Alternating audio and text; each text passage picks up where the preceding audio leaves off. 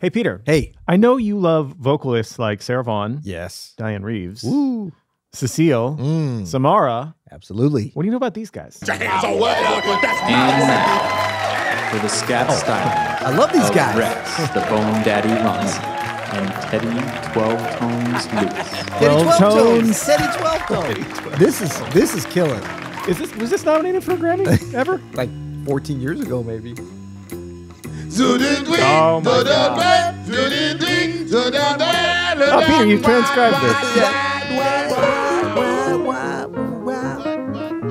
Are they in our key? They kind of are, yeah.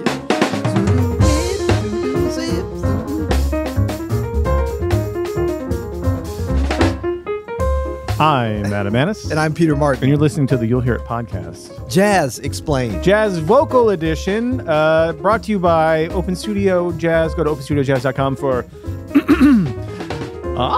Oh. He's doing vocal preps. He's doing vocal preps. Vocal preps, guys. On the back. And head voice and chest voice. Vocal edition. It's Lesson vocal needs. edition. Let me finish the sentence. Lesson needs.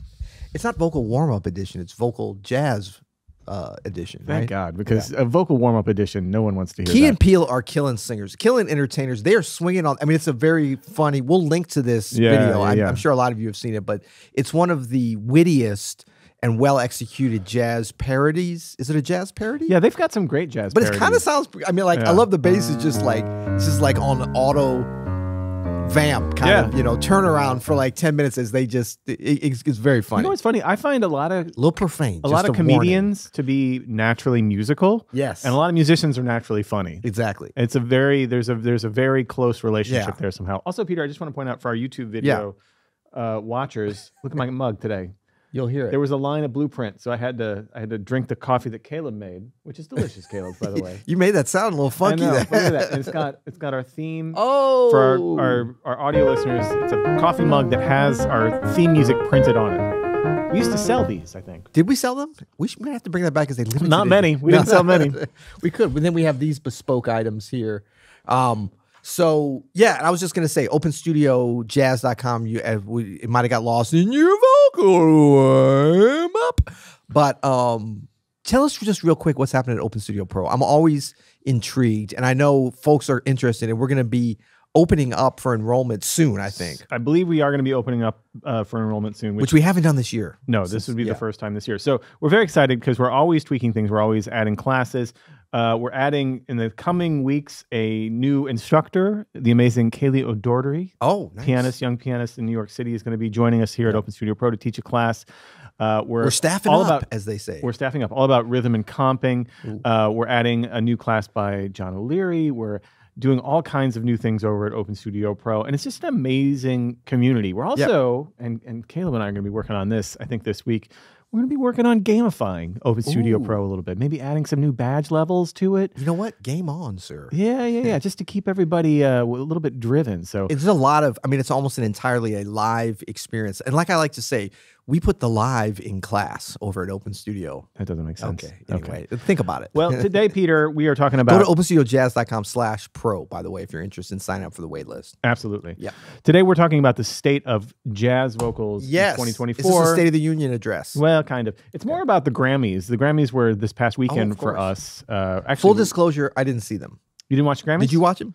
I did. I watched it a little bit with my daughter. My daughter is 13 years old, and it's a very fun experience to watch the Grammys with. But you watched probably the real. I don't want to say the real. I watched like the evening. for Lana Del Rey and Taylor Swift and Olivia Rodrigo. She loves the. But I'm thinking you and your daughter were not tuning in at 12:30 in the afternoon for the webcast. My daughter has great taste in music. I know she does. And actually, she was super into Stevie's performance. She wanted to see Billy. She stayed up late to see Billy Joel debut a new song. No, I'm talking about when they have the jazz and classical. Oh, she doesn't care about that.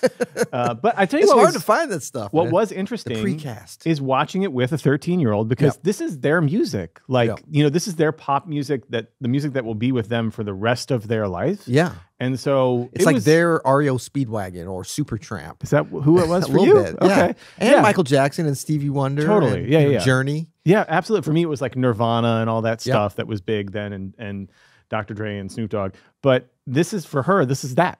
Yeah. Like this is, and so to watch her with that, she was so excited Yep. For all of the big categories. And it was really fun. Like I have no connection to Midnights or Olivia. I have a small connection to Olivia Rodrigo because I accidentally made a video that sounded just like her song. But shout out Vampire. Shout out Vampire. But I don't really know anything about all that. So but it was SZA. SZA I love, actually. Yeah. St. Louis connection there. Was there a little controversy with that's not jazz vocals. We can't talk about it. But I think there was a little because she lost something to Taylor Swift and then yeah. Well, and Jay-Z made a statement about Beyonce never winning album of the year, which I couldn't actually believe. I didn't know that, but I was like, how is that possible? She's made so many good albums. Right.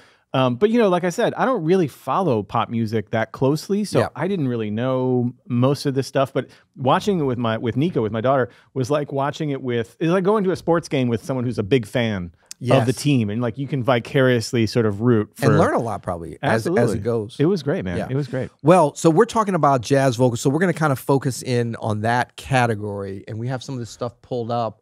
Like I say, but you didn't see the jazz telecast. I mean, I just walked in sort of at like 9:30, so I didn't see most of it actually. Yeah. Okay, you were 7 hours past. Yeah, when jazz probably. But let's start with the winner for the jazz. Well, you know what I was album. just thinking. Can we just scoot through the other stuff real quick because there was a few things we don't have to go deep into it. We just want to shout out a couple people. Billy Childs. Oh yeah, won for what did he win for actually? I believe just jazz jazz composition. Jazz composition, as one would. Friend of Open Studio. Absolutely. And so like that's an awesome thing. Jeremy Siskin, our very own Jeremy Siskin. Yeah, Jeremy Siskin. Did some arrangements for the Julia Bullock classical. Julia Bullock, an amazing vocalist. Category. From St. Louis as well. Opera singer from St. Louis. She actually was premiered that Terrence Blanchard opera here. Fire Shut Up in My Bones here with and Terrence won as well for the opera. That's right. Yep. Yeah. So a lot of cool stuff there. Alex Brown, great jazz pianist from Baltimore, and his brother was our engineer here for Generation S. Yeah. Alex won with Amani Wins, and the Harlem Quartet for something that I have not heard, but I'm going to be checking out. Passion for Bach and Coltrane, because I have a passion for Bach and Coltrane. Yeah, or as we used to say in New Orleans back in the late '80s, I have a passion for fashion. Oh, that's good. That was a great little jingle. Can you give us a few more bars? Shout out Brian Blade. I also want to shout out a friend of the show, Brian Carter, for winning a Grammy for Some Like It Hot, Best Musical Theater Album. Brian's an amazing drummer and vocalist, and did all the did the orchestration along with Charlie Rosen for Some Like It Hot. And Michelle Andegiocello for the inaugural alternative, which we spoke about a little bit last year, a few months ago, alternative jazz category, which is new. It's brand new, and she won the first ever for Omnichord Real Book, which is a fantastic album. You hit me to that album. It's great, man. Yeah. It's great. And maybe we'll talk if there's a little crossover from that to jazz vocal. Is that a jazz vocal? We're going to do a little crossover because there's some things here that we're going to talk about for jazz vocals that weren't in the jazz vocal category. But let's start with the jazz vocal album. What you guys? I have a question for you before we jump in. The state of jazz vocals. Does this nomination, are we going to go through all the nominees? Yeah, I think so. Does this and the winner, does this represent accurately? Is this an existential question? Well, the state of jazz vocals in 2024. It represents the state of jazz vocals in America with the Recording Academy, how they view jazz vocals and how musicians who are in that Recording Academy, that voting block, how they nominate and vote for the winner. Yes, I do think it represents a certain segment. It doesn't represent everything, of course. Obviously. I need to send a quick text to my attorneys, DeBossier and Associates. Oh, DeBossier and DeBossier. Down in New Orleans. They might be having a Sazerac at lunch right about now. Did you see someone commented when we first mentioned DeBossier and DeBossier that someone commented, this is very much a real law firm in New Orleans. I know. Yeah. We took it. We were together. I know. When we saw their giant billboards. Woo. Yeah, no, I'm contacting them now because I am a member of the Recording Academy. But I did not vote on these things. Just to say this. So I'm not, All right, let's check out Burn. So this is Nicole singing, obviously Chris McBride on the bass, Gilad on guitar, David Cook on piano, Billy Kilson on the drums. Check it out. This is Burn? Burn. I didn't know that I could burn so slow. Deceptive ease and constant flow of vertigo. All worlds colliding in this tableau. How sincere the depth of what you say. I'll stay, if only for today. Nice. When I didn't know that youth could seem so wise. Starting over, taken by surprise. All that's discovered within your eyes. in the spark that lit the fire inside. I'll try until I choose to run or say goodbye. Accents linger, trembling fingers, that certain look upon your face. And oh, the nervous fear of new beginnings. It's fun. While You I'm can tell it's a fun searching record. for Yeah. excuses It's killing. to I know. let And you know, go. And you know what's great? You could I hear could burn so during that slow. the introduction was just McBride and Nicole. Her breaths, like the Yeah. way that that's left in, that's very natural and intentional, and just like works so well. Sometimes That's right. Like a lot of times they're taking those out, or Which is, I always feel this weird, weird. It's and not weird. human. yeah. This is a very like it just has that organic flow. She's an amazing singer.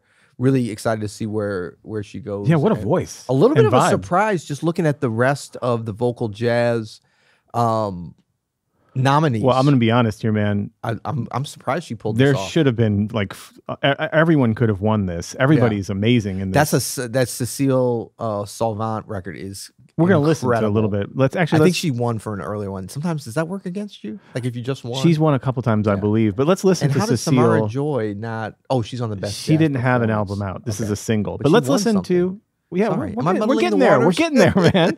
I'm jacked up. Let's check out Cecile McLaurin Salvant. This is from her album Melusine, and I know I'm probably Melusine. This is a concept Melusine. album, and dude, She's a concept. listen Her whole to thing is just let your ears feast on it for a second. yes.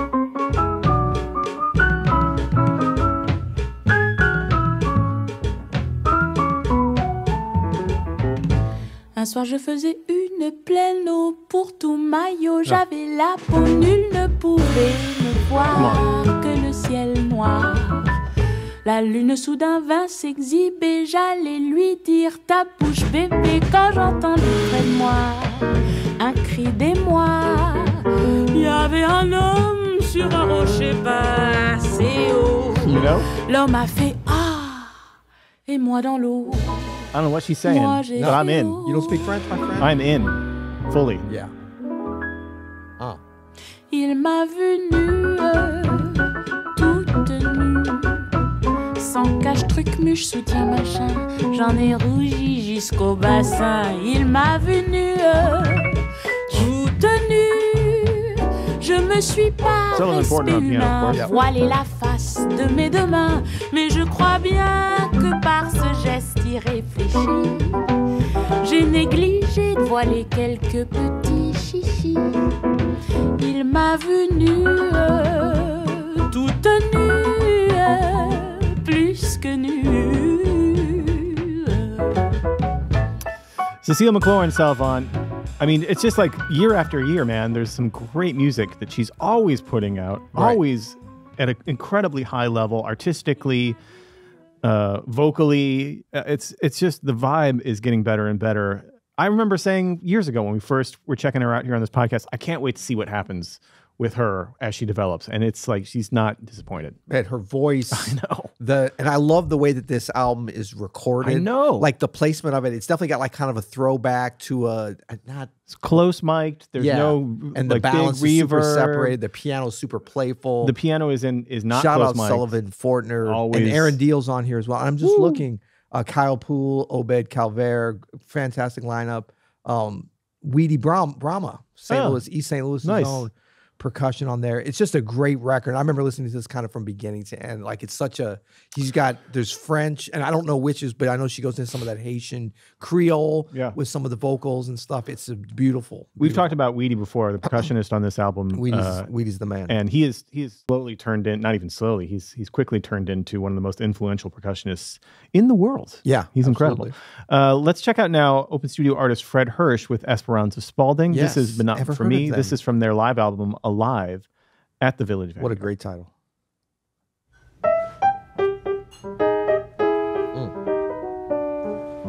It's really got his Fred Hersch thing together, doesn't Well, it? it's like as soon as you hear that, you're like, it's Huh. the Vanguard, it's Fred, or one of his 8th grade students. That's right. Like could be Sullivan playing Fred stuff. Jason Moran. No, it's Fred.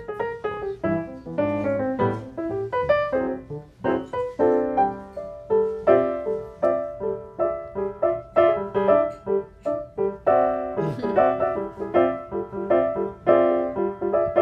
mean, speaking of playful,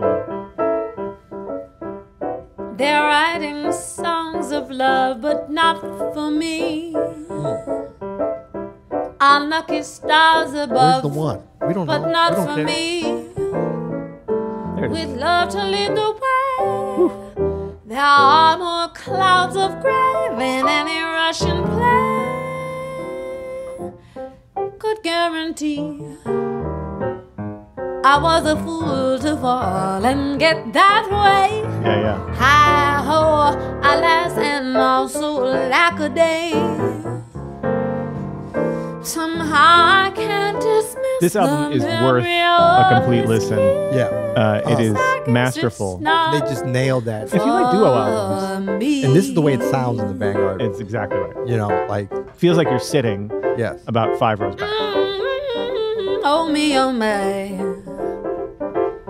What a sad case I seem to be.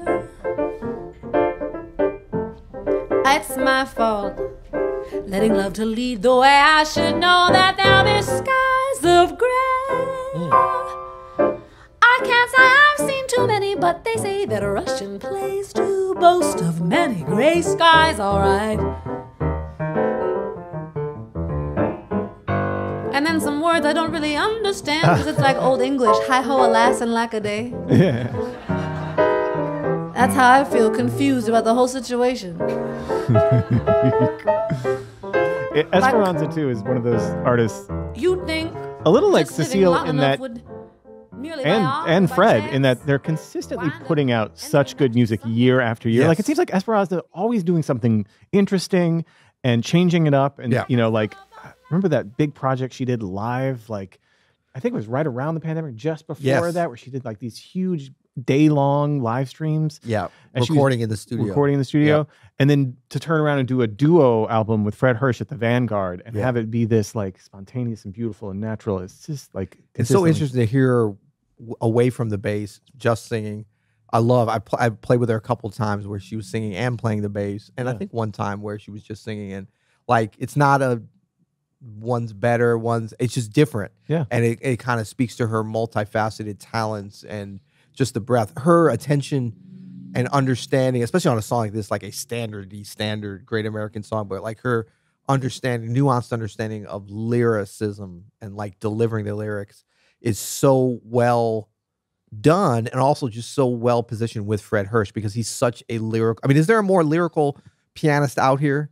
You know, No, Yeah. no. it was a rhetorical question. Yeah, no, But you know what I'm saying? Like, I wanted to give it a fair shot in my and mind. that could be a challenge as a great lyrical singer, great lyrical piano. Like the way they put this together, it's just so well done and just so fun, so natural, so yeah. serious and fun and deep, and You know- like bespoke. I know I've been using that term a lot, but this is a bespoke duo performance at a very bespoke location, the Village Vanguard. You know what Fred is, I think, amazing at is recognizing chemistry with the people that he works with. Yes. And they obviously have a good chemistry. I'm not sure. I know, I think he posted once about this, that they had played together a few years ago, but I don't know if very often. I'll try to find that post. But I trust Fred's ability to find people that he's vibing with, because he's so honest about that and real about that. And so you just know it's going to be a good experience no matter who he's collaborating with. I mean, when he did his second course for us, which was all about playing duo, actually. Right. Just Friends, the art of the duo. Just Friends. We'll link to that. And one of the best courses we have on the platform. Yeah, and check that out. He brought into the studio Gabriele Stravelli, great vocalist, who he'd never really worked with, but he had a feeling that they would have good chemistry, and they did have great chemistry. And so it's awesome. If you like this recording, check out, and you're an Open Studio member, check out that Open Studio course, The Art of the Duo, where you can see Fred talk about how he approaches playing duo with vocalists and bassists and horn players. And let's move on to our next nominee. This is the amazing Gretchen Parlato. Gretchen also been making amazing music for many years now, and this is a super influential with the younger generation as well. Absolutely, and this is actually another duo record with Lionel Lueke, and this is featuring Mark Juliana. Ever heard of him? Great drummer. Yeah. This is called Fan of Adams, I hear. student of Adams. I don't. Well, and I think he's Sorry, did I put you on the spot? I don't know if he's either of those things, but I know that he's like he's mentioned that he's like some of our open studio videos. So that's like super flattering that he would even be watching any of our stuff. But he's an incredible musician, obviously. Yeah. And this is from Gretchen Parlato and Lionel Lueke's Lean In album. This is Lean In.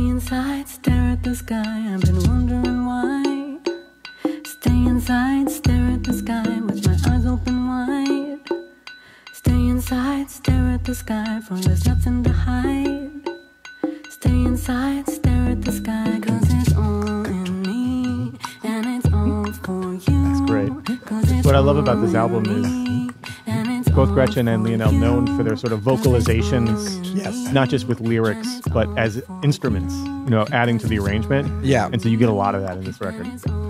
Yeah, I mean, some of these tracks, like this one, the Esperanza, Fred, like really could have got into the best jazz performance area. Well, some of them did. Fred and Esperanza were in the best jazz performance. Oh, they were? They did get nominated for that as well, yeah. Oh, yeah, okay. Yeah. So, see, they're thinking, that's right. Yeah. For that track. Okay. For that track, yeah. Done. It's like you're I'm like a step behind. Are you sure you didn't vote in the Grammys? You said you didn't vote. No, you might have. I didn't. That's Lean In from Gretchen Parlato and Lionel Lueke. Next up is, sorry, did you have more to add?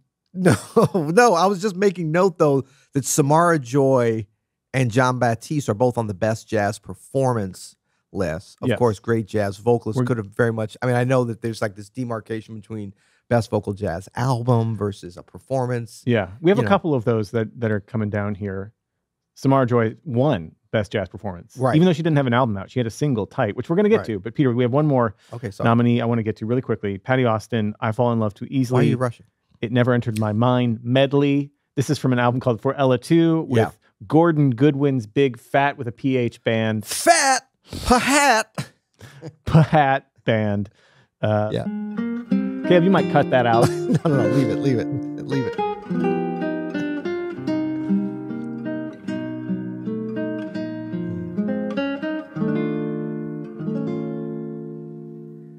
I fall in love too easily.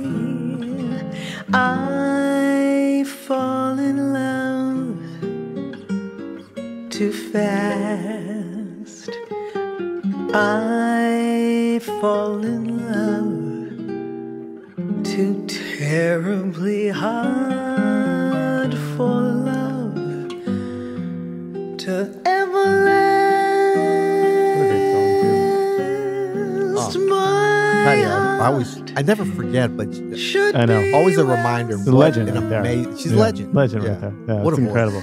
Yeah. Incredible stuff. That's For Ella 2, Part 2. And like, so Patty 2. Austin, I apologize, I'm going to leave some people out, but I'm thinking Patty Austin, Diane Reeves, Dee Dee Bridgewater. Of course, I worked with Diane Reeves extensively for many years, but I've also worked with Dee Dee and with Patty Austin before. And they're such, like, they come from another era. Yep. And it's not a good or bad, I mean, of just like professionalism. It's just a different vibe. Voice. Yeah. And they've all done Ella Fitzgerald or Sarah Vaughan tributes and in different ways that are tricky, because you're talking about some legends that, some of which they heard directly. I mean, Diane Reeves tells a story about like getting to sub for Ella Fitzgerald as one of her early gigs as a teenager. Yeah. So the way they pull that off, and Patty Austin, I've seen her do this, I mean, going on like 25 years ago, Ella Fitzgerald tributes and connect, like the way they connect with that generation of masters, Billie Holiday as well. And Dee Dee's great at this, Diane. I mean, it's just an incredible thing. And like to think now that, and like I say, I'm sorry, I'm leaving out some others, but those three really come to mind kind of from that general generation of just being amazing voices. They're all a little bit different age, but like they're just masters, and they're celebrated a lot as vocalists, but as jazz musicians, That's right. as jazz like leaders of this music, they need to be celebrated even more. Well, speaking of leaders of the music, here's a young IMO. leader of the music, the winner of the Jazz Performance Grammy, Samara Joy. Yes. Didn't have an album this year, so wasn't in the Jazz Vocal album, but Right. won for Jazz Performance for her performance of Tight. Ever heard of it? Ever This play it a million kind of times. triggers me back to those days when I was trying not to mess it up with Betty I Carter. don't know where my man is. Where can he be? What is he doing? I've been asking questions all over town. Where is he? Where can he be? Hoping he can be found. I'm on the loose and I don't dig it. Take my advice. If you find a man, girl, don't let him. If you want him, don't let him. Hold on. Tim tight. Samara Joy, not even making albums, still winning Grammys. Man, she's got that Betty vibe, that spirit. I'll just say for the band, just as an FYI, they sound great. Yeah. But Betty would not have tolerated them not being on top of those beats enough. It's got to be. I remember. It's gotta that's be why I said tight. it's trigger. It's got to be. You got to be on top of the. No, but I think that Samara is such a. I mean, I've talked to her a little bit about this, and I've heard her talk about it as well. Like her connection in interviews. Can seem very casual when it comes to jazz in a way that sometimes we're like, wait, you haven't been studying this since you were 4 years old and transcribe this. Like she kind of came what would seem like a little bit late to the music, but all that doesn't matter. Like when you hear her singing something like She's this, obviously a student of this it. is hard. This kind of like, especially this very kind of person. This is the same thing I'm talking about with Diane Reeves and Patty Austin and Dee Dee Bridgewater and all these masters of that generation, of any generation, like to come in and to take somebody's song like Tight, that Betty, and be able to connect on just a visceral swing level. I love it. Okay, we've got one more, and this is kind of an honorable mention because while she's not nominated in any of the jazz categories, Icelandic vocal sensation Leve won for Best Traditional Pop Vocal Album. Okay, see, that's the right category. Wasn't that our whole thing when we did that? But it's interesting though because she's it's called traditional pop vocal album. And what did we call it when we were talking about it? Adam Neely was calling it mid-century pop. Mid-century pop. It's just a little bit fussier way of saying the same thing, right? But here she is singing Misty. Samara Joy's album had Misty on it, and it's just these. It's a there's some crossover here. But I feel like this is the right category for her. Who else was in I totally agree. Do you have the other nominees for this category? What are we talking about? It was like Ricky Lee Jones, Bruce Springsteen, but it is some Bruce sort of Springsteen singing standards. So it's like some kind of, we used to call these pop standards kind of thing. Yeah. And I think this makes sense for her, actually. And it's a huge album, man. This is another one. My 13-year-old pop vocal album. My 13-year-old knows this album, nice. And also she was playing cello with Billy Joel at the Grammys. So that's kind of cool. That's very cool. We're going to go out here on Misty. This is Leve. Again, congratulations to all of the nominees. And I feel like the state of jazz vocals is strong, Pete. It is very strong.